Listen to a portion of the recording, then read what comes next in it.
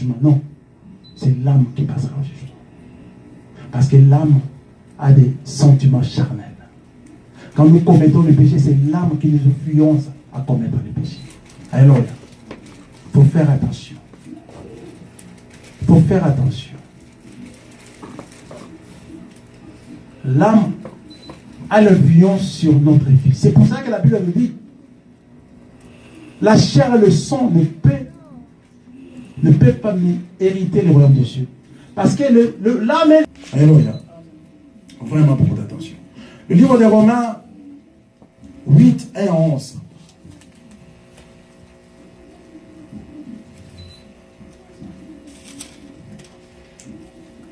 Je vais bientôt terminer, ne vous inquiétez. Mais je vais parler la parole, parce que Dieu m'a demandé de parler. Il n'y a donc maintenant aucune condamnation pour ceux qui sont en Jésus-Christ. Alléluia. Après avoir fait la repentance et demander pardon à Dieu, il n'y a plus de condamnation parce que nous sommes en Jésus-Christ. Alléluia.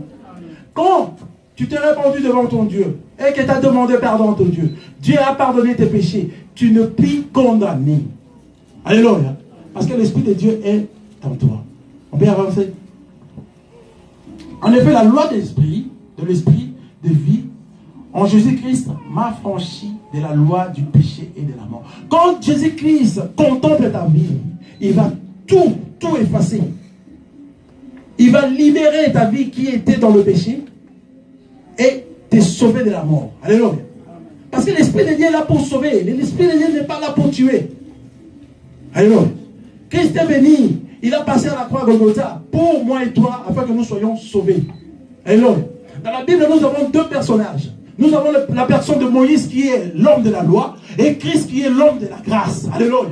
C'est pour ça qu'il a passé à la croix pour moi et toi afin que nous soyons sauvés. Est-ce que vous comprenez ce que je veux dire par là? On va avancer. Car, chose impossible à la loi parce que la chair la rendait sans force. Dieu a condamné le péché dans la chair en envoyant à cause du péché son propre fils dans une chair semblable à celle du péché. Alléluia. Si Christ a accepté la croix, c'est à cause de moi et toi, bien-aimé. Il a porté même la chair remplie du péché à cause de moi et toi. Alléluia. Alléluia. Et il y a un frère qui m'a posé une fois une question disant que vous savez que vous lisez la Bible, mais la Bible nous dit le royaume des cieux c'est pour le violent. Hein? Je dis bon, oui c'est ça. Ah mais oui, hein? Là il était en train de prendre ces trucs. Hein? Ah mais nous là nous allons entrer, vous allez voir. J'ai dit ah bon, je ne pouvais pas dire oui ou non, parce que Dieu est capable de tout. Il peut transformer sa vie à la dernière minute et qu'il soit sauvé. Mais je lui ai dit une chose, frère, quand on te dit que le royaume des cieux pour le violent, c'est les violents en esprit et non à la chair. À la chair, tu vas te retrouver en prison. Tu tues là, on va te retrouver en prison. Mais à l'esprit, tu seras sauvé. Alléluia. C'est vraiment important. On avance. Et à cela, afin que la justice de la loi fût accomplie en nous, qui marchons non selon la chair, mais selon l'esprit. Alléluia. Si nous marchons non selon la chair, mais selon l'esprit, Dieu Tout-Puissant, il va faire de bonnes choses dans notre vie. Sa justice, qui est la justice propre, équilibrée. Ce n'est pas la justice de ce monde, que les innocents se retrouvent dans des prisons. Non, la justice de Dieu, c'est la justice, une justice qui est équilibrée. Ça sera pour nous les enfants de Dieu. Alléluia. On avance. Ceux à neveu qui vivent selon la chair s'affectionnent aux choses de la chair, tandis que ceux qui vivent selon l'esprit s'affectionnent aux choses de l'esprit. Alléluia. C'est vraiment important. C'est vraiment important parce que on ne peut pas mélanger la chair et l'esprit. Alléluia. C'est des choses différentes. Quand nous vivons dans l'esprit, nous ne sommes plus dans la chair. Alléluia. Une personne peut me lire Galates 5.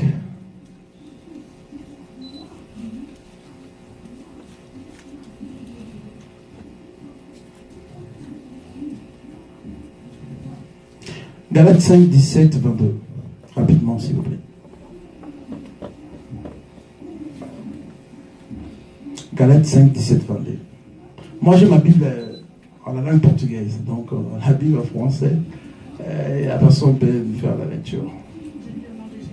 Amen. Car la chair a des désirs contraires à ceux de l'esprit. Amen. Et l'esprit on a le contraire à ceux de la chair. Amen. Ils sont opposés entre eux afin que vous ne fassiez point ce que vous voudriez. Si vous êtes conduits par l'esprit, vous n'êtes point sous la loi. Or, les œuvres de la chair sont manifestes.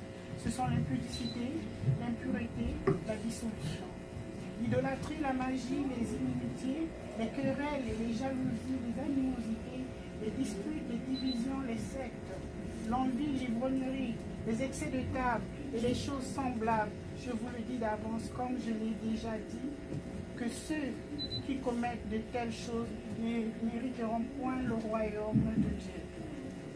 Mais le fruit de l'esprit, c'est l'amour, la joie, la paix, la patience, la bonté, la bénignité, la fidélité, la douceur, la tempérance. Amen. Hébreux 4, 12, 13. Tu peux nous projeter Hébreux 4, 12, 13. Je mélange les deux versets pour faire comprendre au peuple de Dieu la séparation entre la chair et l'esprit. Hébreux 4, 12, 13.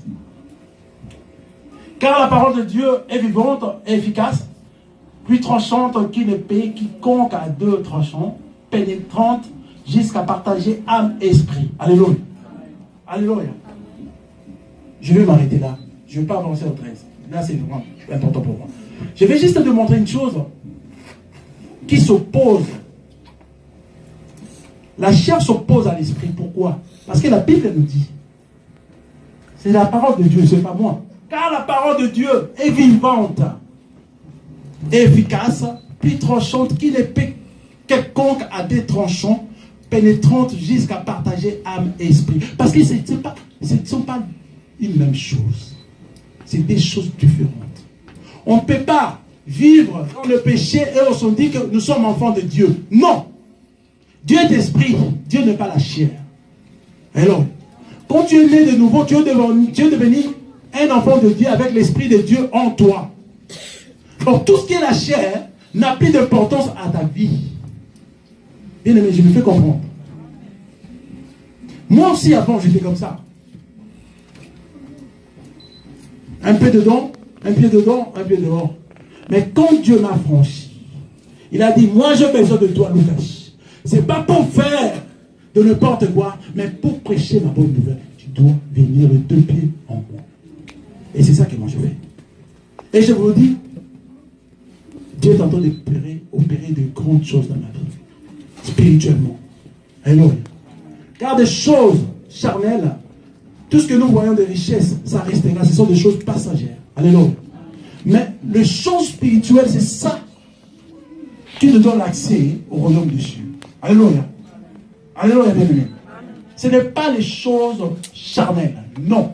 C'est les choses spirituelles. Alléluia. Ce sont des choses spirituelles. Je suis déjà arrivé à la fin. Je vais essayer de conclure.